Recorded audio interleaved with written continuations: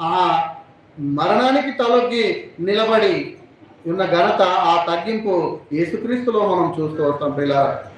కాబట్టి అలాంటి గొప్ప దేవుని కలిగి ఉన్నటువంటి నువ్వు నిరంతరం కూడా దేవుని యొక్క సావాసంలో ఉండి దేవుని స్తుతిస్తూ ఆరాధిస్తూ అనేకులకు మనం మాదిరికరంగా ఉండాలి.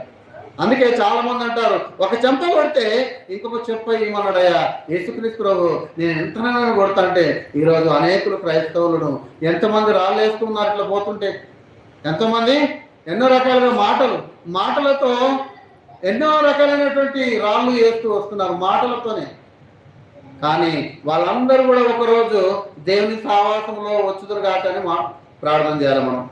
వాళ్ళందరూ కూడా నిరంతరము దేవుని యొక్క సన్నిధానంలో వారు నిరంతరం కూడా మారు మనసు పొందుదురు కాకని మనం ప్రార్థన చేయాలి. అలా ప్రార్థన చేయమని, తగ్గింపుతో ప్రార్థన చేయమని చెప్పింది యేసుక్రీస్తు యొక్క సావాసం.